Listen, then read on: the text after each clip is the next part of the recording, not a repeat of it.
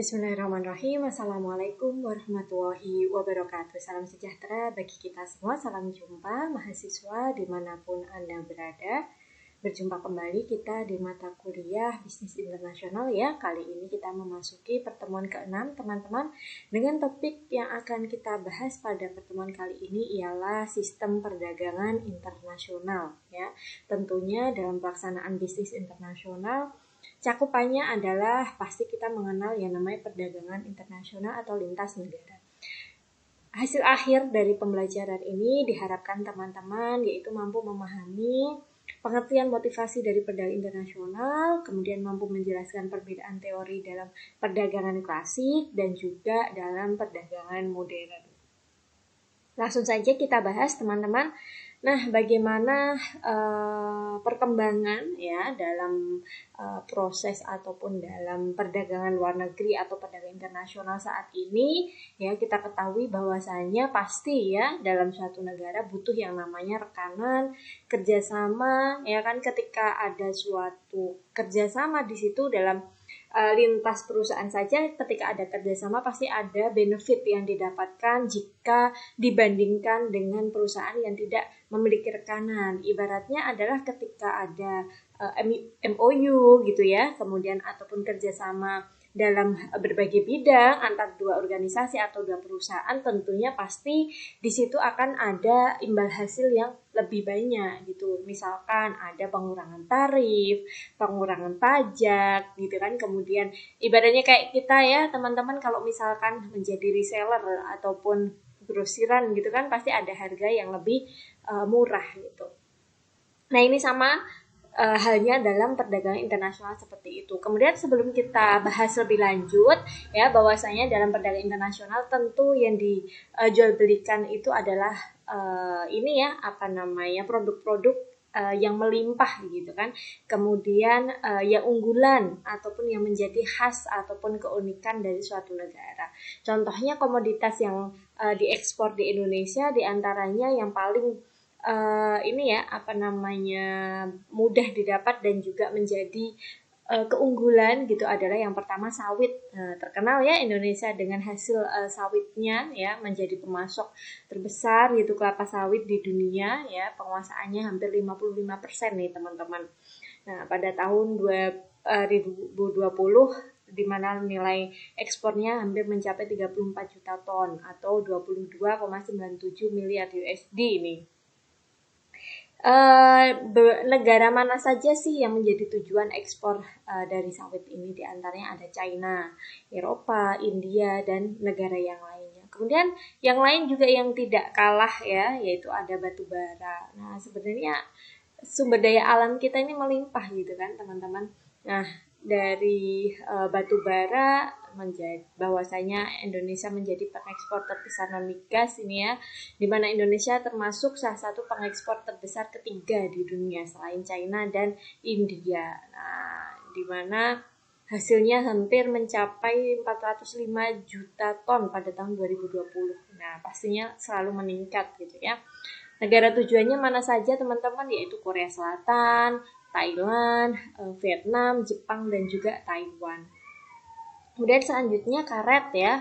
Nah, karet juga merupakan produk ataupun komoditi yang besar gitu kan di Indonesia ya, mencapai hampir 2,2 juta ton. Nah, ke berbagai negara di antaranya mana saja teman-teman? Ada Jepang, Amerika, Brasil, Korea Selatan, Jerman, Kanada, dan negara yang lainnya. Jadi 3 produk atau komoditas unggulan dari Indonesia ini ya, tentunya sudah dikenal oleh beberapa negara yang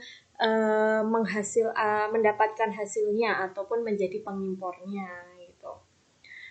Nah, kemudian bagaimana sistem perdagangan internasional dan juga ekonomi dunia saat ini ya, bisa bahwasanya kita paham ya, perdagangan internasional adalah aktivitas jual beli barang maupun jasa yang terjadi antar beberapa negara sesuai dengan kesepakatan atau perjanjian bersama. Ya, harus ada MOU dulu gitu kan teman-teman, nggak tiba-tiba langsung kita mengirim gitu kan, ada transaksi dan lain sebagainya, nggak mungkin. Pasti harus ada MOU ataupun kerjasama terlebih dahulu. Kenapa sih negara-negara ya, sekarang kan kita secara lintas negara gitu. Kenapa negara itu melakukan ekspor? Kenapa negara tertentu melakukan impor gitu kan, pasti ada alasannya. Nah, diantaranya yang pertama pemanfaatan iptex ya, tentu ya ini merupakan keunggulan gitu dalam hal memproduksi barang dan jasa gitu, pastinya harus menggunakan berdasarkan riset gitu kan, berdasarkan pemanfaatan ilmu pengetahuan dan teknologi. Mungkin saat ini di Indonesia gitu ya, kita banyak menghasilkan misalkan palawija gitu ya, ataupun mungkin rempah-rempah gitu kan. Tetapi dalam pemanfaatannya mungkin belum banyak gitu ya dalam proses pemanfaatannya. Berbeda misalkan kalau di China ataupun di Jepang gitu kan, rempah-rempah itu bisa menjadi minuman khas ataupun diolah menjadi hal yang lebih unik gitu kan. Nah, jadi itu termasuk pemanfaatan iptek. Kemudian selanjutnya perbedaan dalam ketersediaan sumber daya alam. Nah, jadi letak geografis itu kan juga menentukan ya bagaimana strategi penghasilan suatu produk ataupun jasa. Kita bersyukur juga ini, kita harus selalu bersyukur bahwasanya kita di Indonesia ini sangat mudah mendapatkan segala sesuatu gitu ya ibaratnya. Nah, melimpah ruah gitu dari segi sumber daya alam gitu. Jadi ada perbedaan. Misalkan Indonesia itu yang melimpah tadi seperti hanya sawit ataupun karet gitu ya. Nah, sampai diekspor ke Jepang. Nah, Jepang memiliki hal yang melimpah ruah, misalkan buah gitu ya. Ada apel Jepang ataukah apel China gitu ya. Nah, karena mereka melimpah ruah akhirnya pertukaran lah gitu, diekspor ke Indonesia, Indonesia mengekspor karet dan lain sebagainya. Jadi setiap negara itu memunculkan kebutuhan yang bisa dipenuhi melalui perdagangan internasional gitu. Misalkan Australia terkenal dengan susunya gitu ya, susunya sangat higienis, susu sapinya yang sangat mudah didapatkan, dan lain sebagainya. Gaya hidup dan tren, nah tentu ya terjadi di seluruh dunia ini bahwasanya ada pertukaran ataupun ada kesamarataan dalam lifestyle gitu ya. Ibaratnya kalau di Indonesia kita yang tadinya walaupun banyak adat dan juga suku gitu kan, tetapi ternyata ada budaya-budaya barat juga yang masuk, budaya modern yang masuk, sehingga mau nggak mau gitu kan harus mengikuti tren terkini gitu, mungkin dari segi fashion, untuk dari segi makanan. Nah, sekarang di Indonesia bukan hanya makanan Nusantara saja gitu, banyak makanan-makanan Jepang, makanan-makanan Korea gitu ya yang masuk ke Indonesia. Nah, makanan-makanan barat western gitu kan, lidahnya itu sudah lidahnya itu hampir sudah biasa gitu ya, bisa beradaptasi gitu. Nah, dan lain sebagainya.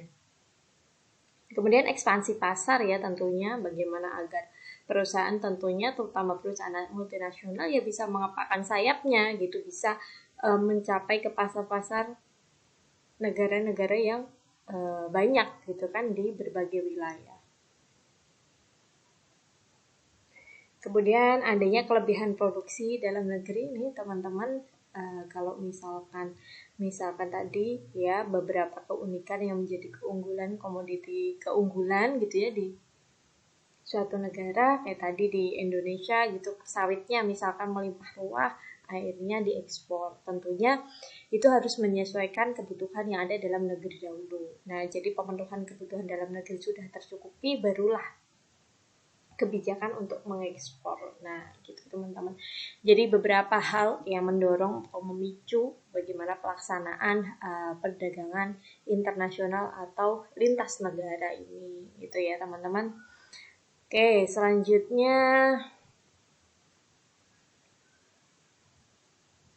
kita masuk pada teori-teori ya. Ada tadi yang saya sampaikan di awal, ada teori klasik, kemudian ada juga teori modern. Apakah teori klasik masih relevan jika diimplementasikan pada saat ini? Apakah harus mengacu pada teori modern? Nah, mari kita simak.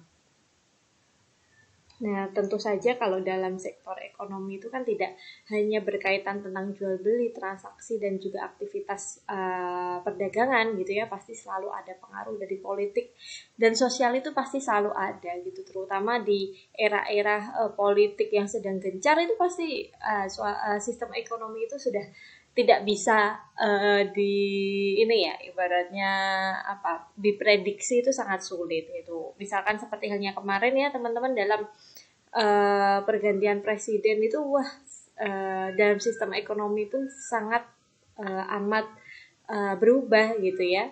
Nah, jadi pasti ikut ini ya andil dari segi politik itu mempengaruhi bagaimana proses ataupun sistem perdagangan. Nah, pastinya adanya perdagangan internasional ini akan mendorong globalisasi, industrialisasi, munculnya berbagai perusahaan multinasional serta dapat meningkatkan PDB. Nah, jadi ada beberapa teori klasik di antara teori merkantilisme, teori keunggulan absolut dan keunggulan komparatif. Bagaimana pembahasan dari masing-masing teori ini? Tentunya apa namanya teori merkantilisme ini dari teori klasik ya, di mana kekayaan suatu negara itu dihitung berdasarkan jumlah cadangan emas dan peraknya. Kalau dulu pokoknya yang menjadi patokan itu adalah emas dan perak. Bagaimana negara itu diakui kejayaannya, negara itu diakui pendapatannya itu dari pengumpulan ya, yang menjadi acuannya adalah dari emas dan perak. Sehingga teori ini menyatakan bahwasanya pemerintah sebagai pelaku utama ya di bidang ekonomi dan lebih mengedepankan surplus pada nilai ekspor dengan berbagai cara. Contohnya dengan meningkatkan nilai ekspor, dari melakukan perbatasan impor. Nah, ini bagus ya. Bagaimana agar kebijakan pemerintah itu mensupport mendahulukan pastinya ekspor dan juga mengurangi impor ataupun bahkan menghindari impor gitu ya, melakukan ekspansi koloni jajahan agar memperoleh logam mulia. Ini zaman dulu gitu ya teman-teman, kemudian bahan mentah juga gitu yang murah, selain untuk mendapatkan logam mulia tadi untuk mendapatkan bahan mentah. Kalau sekarang mungkin beda ya teman-teman karena bukan masa penjajahan gitu kan, dan memperoleh hasil monopoli di bidang perdagangan. Jadi intinya yang bisa kita ambil poinnya di sini dari teori merkantilisme ini, bagaimana caranya agar mengedepankan ekspor dan juga mengurangi impor dalam pelaksanaan perdagangan lintas negara ini. Dan kebijakan utama yang mengharuskan surplus ekspor, maka perdagangan lokal menjadi lebih makmur dan sejahtera. Dikarenakan produk lokal akan menjadi pilihan serta memiliki harga yang cukup terjangkau dibandingkan produk impor. Kemudian teori keunggulan absolut, teman-teman. Kalau misalkan berbicara tentang teori keunggulan absolut ini, siapa sih tokohnya? Adam Smith ya. Kalau dari ilmu ekonomi pasti teman-teman sudah mengenal gitu ya, The Wealth of Nation. Nah, bapaknya ilmu ekonomi ini ya. Nah, bagaimana teori keunggulan absolut ini, bahwasanya intinya setiap negara itu pasti memiliki keunggulan gitu. Nah, keunggulan yang absolut gitu, sehingga suatu negara dituntut untuk memproduksi suatu barang yang biaya produksinya rendah bila dibandingkan negara-negara lain. Intinya bagaimana agar efisien tapi mendapatkan hasil yang lebih besar. Adam Smith berpendapat nih, kemakmuran suatu negara tidak berdasarkan cadangan logam mulia. Kalau tadi merkantilisme dari logam mulia gitu ya. Kalau keunggulan absolut mungkin dia lebih ke logis ya, realistis gitu ya. Ya, sesuai dengan PDB maaf, produk domestik bruto ya, dari pendapatan negara itu gitu ya. Nah, jadi bagaimana transaksi ekspor dan impor itu sangat mempengaruhi PDB ini. Contohnya ya ini mungkin ini ya karena dia matematis sekali gitu ya, kadang-kadang perbandingannya kalau di Indonesia dengan Jepang. Misalkan di Indonesia sebagai penghasil beras yang sangat besar melimpah, kemudian dibandingkan dengan bagaimana di Jepang itu menghasilkan motor ataupun kendaraan gitu ya. Di Indonesia 80 ton bisa menghasilkan 80 ton per hari beras gitu ya. Kalau misalkan dari segi motor ya berarti hanya 80 unit per hari. Sedangkan kalau di Jepang ya 40 ton beras gitu. Kemudian output untuk motornya lebih besar karena memang di sana keunggulannya dari segi mekanik gitu ya, 160 unit. Nah, ini sebenarnya kalau kita kadang-kadang berpikir apakah beras dengan kendaraan itu setara ya gitu kan. Nah kalau misalkan kendaraan itu kan tentunya dengan proses yang lebih lama dan lebih rumit gitu kan. Berdasarkan data tabel itu berarti bisa diketahui bahwa Indonesia lebih unggul dalam produksi beras karena sumber daya alam dan penduduknya yang besar gitu ya. Seharusnya negara Indonesia bisa mengoptimalkan produksi pangan untuk menghasilkan produk berkualitas serta bisa diekspor ke mancanegara. Ya setidaknya berarti negara kita memiliki keunggulan dari segi beras. Nah, kalau misalkan dihitung-hitung berarti dari hasil panen itu bisa disetarakan dengan kendaraan kalau di Jepang. Nah, kalau di Jepang kan memang dia lebih ke mekanik gitu ya. Jadi menghasilkan kendaraannya yang lebih banyak. Nah, ini yang diantaranya dari teori keunggulan absolut. Jadi sangat matematis dan realistis gitu ya, teman-teman. Kemudian kalau kita masuk pada teori keunggulan komparatif ya dari David Ricardo ini bahwa suatu negara ini memiliki kemutlakan dalam proses produksi barang, akan tetapi terdapat pada keunggulan barang yang diproduksi dibandingkan negara lain. Ya tentunya ibaratnya adalah kalau tadi dengan perbandingan gitu ya, kalau ini menonjolkan sisi yang menjadi keunikan gitu ya, walaupun suatu negara tidak memiliki barang mentah kan tetapi tetap dapat menjalankan perdagangan internasional hanya dengan memproduksi suatu barang dan menjualnya dengan perbedaan selisih harga ke negara lain. Nah, ini misalkan antara motor dan juga TV gitu ya, berdasarkan data tabel itu bisa diketahui Jepang lebih unggul dalam produksi motor karena hanya membutuhkan pengorbanan TV sebesar 0,75 dan negara Indonesia sebaiknya fokus pada spesialisasi produk TV dengan perbandingan pengorbanan hanya satu motor sehingga keduanya bisa saling mendapatkan keuntungan dalam produksi spesialisasi produk masing-masing. Jadi lebih pada ya memang spesialisasi keunikan tiap negara pasti berbeda-beda lah, itulah yang perlu ditonjolkan gitu kan, nggak perlu kemudian kita selalu membanding-bandingkan ataupun hanya sekadar menghasilkan sekadarnya saja, tidak, pasti harus ada target, ibaratnya seperti itu gitu ya. Jadi dari teori klasik ini lebih pada matematis dan juga realistis ya. Dari ketiganya ini bahwasanya segala sesuatu ya dihitung berdasarkan kalau merkantilisme tadi lebih mengedepankan ekspor bagus gitu ya, mengurangi impor gitu kan. Kemudian cadangannya dari logam mulia, sedangkan kalau Adam Smith tadi kurang ini ya teman-teman, kurang percaya ataupun tidak dianggap tidak logis gitu jika hanya berpatokan pada logam mulia, pasti negara harus memiliki PDB gitu. Nah, kemudian dari David ini teorinya ya setiap negara harus memiliki spesialisasi, itulah yang lebih penting gitu. Jadi keunggulan itulah yang harus bisa dimunculkan sehingga nanti dalam pelaksanaan ataupun transaksi bisnis internasional itu bisa terlaksana dengan baik dan memiliki keunikan pastinya. Oke, selanjutnya teman-teman, dalam setiap teori gitu kan pasti ada yang namanya plus minus ya, keunggulan dan juga kekurangannya, sehingga selanjutnya itu dilengkapi gitu ya oleh ilmuwan selanjutnya. Contohnya yaitu teori klasik ini mungkin kritiknya ataupun kekurangannya dilihat dari tenaga kerja nyatanya tidak homogen. Ya kalau di Indonesia ibaratnya beda gitu kan, tenaga kerja yang di Indonesia dengan di Jepang itu beda gitu. Mungkin keahliannya di Indonesia dengan di Jepang beda gitu, SDM-nya berbeda. Mobilitas tenaga kerja dalam negeri mungkin tidak sebebas seperti anggapan teori klasik karena ikatan keluarga, ketidaktentuan tentang pekerjaan di tempat yang baru. Yang katanya work life balance gitu ya, apakah semua orang bisa gitu mengimplementasikan itu ketika di tempat kerja all out gitu ya.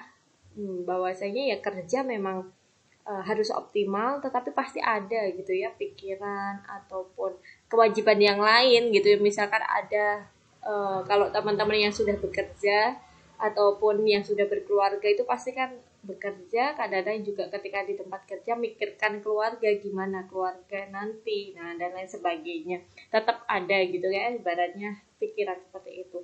Kemudian dengan adanya non competing group dari tenaga kerja menyebutkan tidak mungkin nilai suatu barang dinyatakan dengan banyaknya tenaga kerja yang dibutuhkan. Tadi kalau hitung-hitungan secara matematis gitu kan, itu ibaratnya tidak sebanding gitu ya teman-teman, tadi antara padi dan juga motor itu hal yang beda. Mungkin dalam menghasilkan beras itu kan lebih mudah gitu kan, tinggal dipanen, dijemur, diselip gitu kan, itu udah bisa menghasilkan beras. Beda dengan prosesnya ketika membuat kendaraan gitu kan teman-teman. Nah, ada kan kelemahan dari teori klasik. Teori klasik tidak dapat menjelaskan mengapa terdapat perbedaan fungsi produk antara dua negara. Nah, jadi kurang detail gitu ya dalam hal-hal yang lebih jauh gitu ya, tidak hanya sekadar dari hitungan matematis saja gitu ya. Nah, ini teman-teman. Kemudian selanjutnya masuk pada teori-teori modern. Nah, setelah tadi ya bahwasanya dari teori klasik tadi mungkin lebih kepada matematis, semuanya hanya berdasarkan hitungan, prediksi gitu ya, perkiraan gitu kan. Nah, kalau misalkan di Indonesia saja bisa menghasilkan 80 ton beras gitu kan, berarti pasti di Jepang dengan satu tenaga bisa menghasilkan misalkan motor dalam berapa hari. Nah, semuanya itu terlalu mungkin sangat matematis ya, tetapi kan dihitung perkiraan tenaga, apakah tenaga manusia itu secepat itu, apakah tenaga manusia bisa full all out seperti itu ya, pastinya kan juga harus menyesuaikan standar SDM yang ada gitu kan. Mungkin beda antara manusia sama robot, kan beda. Robot disuruh bekerja 24 jam ya bisa saja gitu kan, yang penting ada sumber energinya gitu kan. Beda dengan manusia pun juga butuh istirahat, pasti ada pikiran-pikiran yang lain dan lain sebagainya gitu kan. Oke, selanjutnya masuk pada teori modern ini ya teman-teman. Bagaimana teori modern menjelaskan terkait dengan sistem perdagangan gitu kan. Teori berbasis perusahaan memasukkan faktor kualitas, merek, teknologi, dan loyalitas pelanggan di dalam penjelasan arus perdagangan. Berbeda dengan teori klasik tadi ya, teori klasik intinya ya hanya perbandingannya antara tenaga dan juga jumlah yang dihasilkan. Nggak ada nih namanya nanti kalau misalkan menghasilkan 100 motor itu kualitasnya bagus enggak, karena hanya kadang-kadang kan kalau hanya ditargetkan gitu satu hari ini harus mendapatkan satu motor, nggak tahu hasilnya bagaimana, apakah kualitasnya bagus sesuai dengan SOP, sesuai dengan standar yang diharuskan dari penghasilan produk tersebut gitu kan. Itu nggak ada gitu, dalam teori klasik tidak dibahas seperti itu. Kemudian dilengkapi pada penganut teori-teori modern ini, para ahli dari ilmu modern ini, bahwasanya ada nih kualitas, merek, teknologi, dan loyalitas pelanggan yang harus diperhatikan juga gitu, dan itu mempengaruhi juga gitu kan dalam pelaksanaan bisnis internasional ini. Ya, jadi pengembangan teori berbasis perusahaan didasarkan beberapa faktor, diantaranya satu, semakin pentingnya peran perusahaan multinasional pada perdagangan internasional pasca perang. Kedua, ketidakmampuan teori klasik berbasis negara menjelaskan dan memprediksi eksistensi serta pertumbuhan perdagangan intraindustri. Kemudian kegagalan para peneliti secara empiris dalam memvalidasi teori Hexer-Ohlin berbasis negara, sehingga perlu beberapa teori lanjutan dalam teori modern ini, di antaranya teori Hexer-Ohlin, teori siklus hidup produk, kesamaan negara, teori perdagangan baru, dan teori keunggulan kompetitif nasional dari Porter. Oke, kita bahas teman-teman satu-satu. Nanti silahkan teman-teman direview ulang.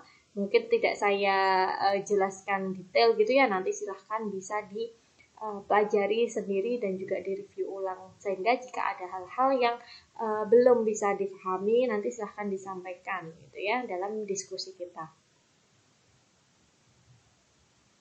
Oke, yang pertama yang kita bahas ini adalah teori dari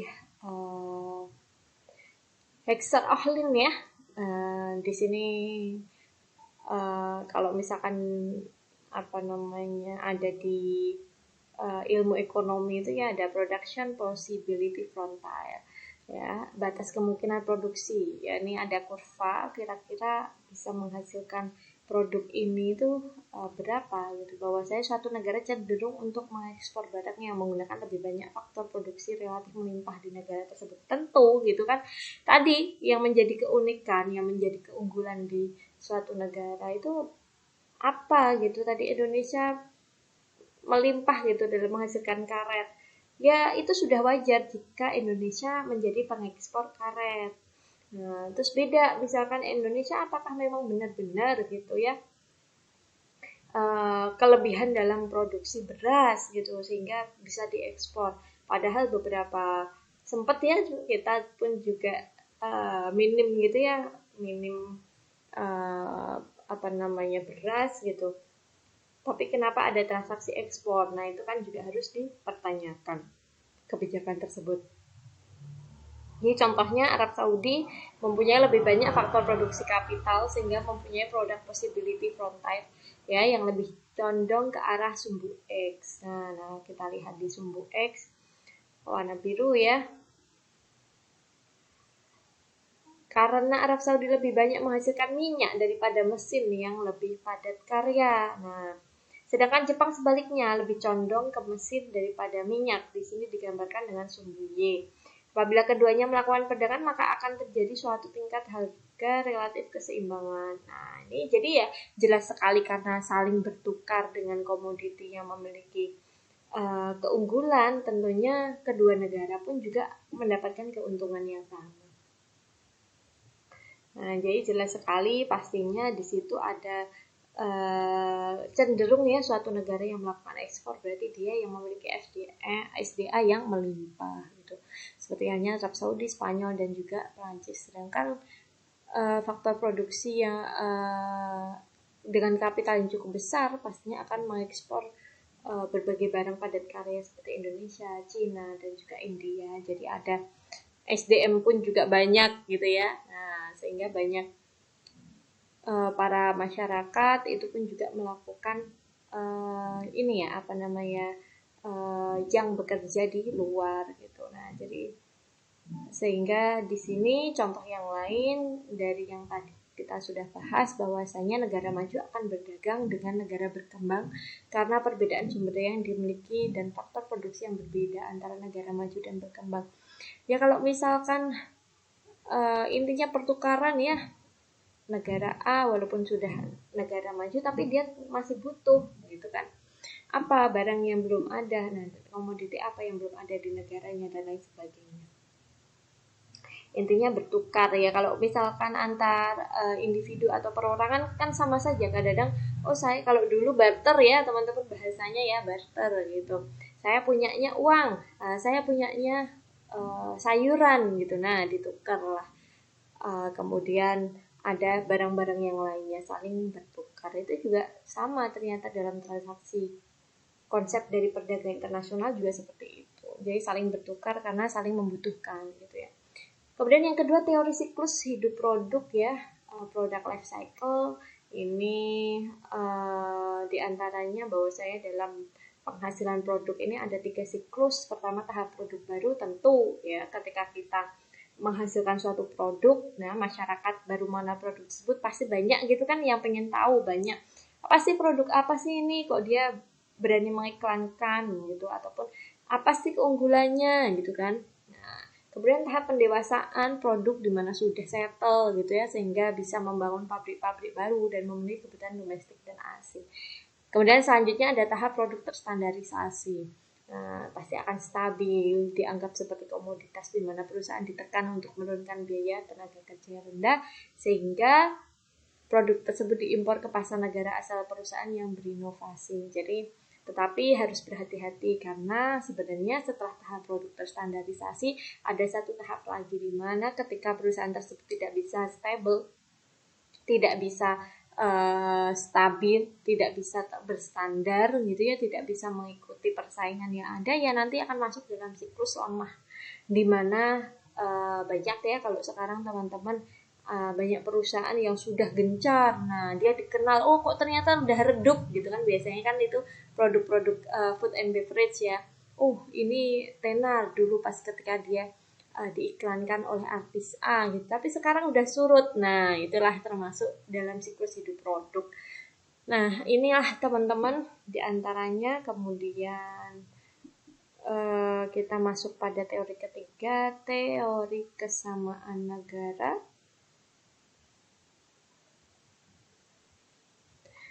Nah, jadi yang beranggapan bahwasanya kriteria konsumen di negara yang pendapatannya per kapita yang sama, sedang tahap perkembangan yang sama, dan mempunyai keinginan yang sama. Jadi sama-sama dari kesamaan negara ini. Contohnya Jepang mengimpor Mercedes-Benz dari Jerman, tetapi juga mengekspor Toyota gitu kan ke sana. Pedagang Jerman juga sama gitu. Perdagangan intra-industri eksis karena adanya diferensiasi produk serta menggambarkan pilihan konsumen yang banyak. Jadi mereka ya saling ibaratnya barter gitu ya lintas negara. Oke, kemudian selanjutnya yang keempat ada teori perdagangan baru. Di sini ya jelas sekali bahwasanya skala ekonomi terjadi apabila biaya rata-rata dalam memproduksi sebuah barang menurun seiring output barang tersebut meningkat, atau turunnya biaya produksi barang per unit apabila diproduksi dalam jumlah yang besar. Nah, skala ekonomi mempengaruhi keunggulan komparatif ya, di mana saat biaya produksi per unit terus menurun, meskipun skala produksi cabang tersebut telah mencapai volume yang besar, gitu ya. Sehingga banyak nih perusahaan multinasional memperluas pasar mereka sampai ke luar negeri ya, dengan memanfaatkan keunggulan kompetitif untuk mencapai skala ekonomi. Intinya, sekarang kalau misalkan kita sudah punya pasar, ya produk kita sudah dikenal oleh halayak luas gitu ya, maka harus dijelaskan, kita harus cek evaluasi lagi gitu, apakah perusahaan kita sudah memiliki hak dan kekayaan intelektual. Sekarang kan kalau namanya brand itu harus dipatenkan ya teman-teman. Jangan sampai ketika kita sudah membuat suatu label ya, logo, ternyata ada tapi belum dipatenkan, sehingga ada nih perusahaan pesaing gitu ya mengikuti brand yang sama gitu. Sehingga bingung kalau misalkan kayak di Semarang gitu ya, teman-teman tahu gimbal Pak Edi gitu ya, contohnya tahu gimbal Pak Edi, banyak ya yang mengaku-ngaku tahu gimbal Pak Edi karena legendnya itu. Tetapi pada dasarnya apakah memang itu realitanya, apakah memang itu punyanya Pak Edi, nah dan lain sebagainya. Tadi harus memiliki HKI ya, berinvestasi pada research and development penting. Jadi penelitian dalam pengembangan produk penting, mencapai economies of scope, dan mengeksploitasi kurva pengalaman nih teman-teman. Jadi ketika sudah masuk dalam proses produksi dan dikenal ya oleh masyarakat luas, maka jangan sampai kemudian kita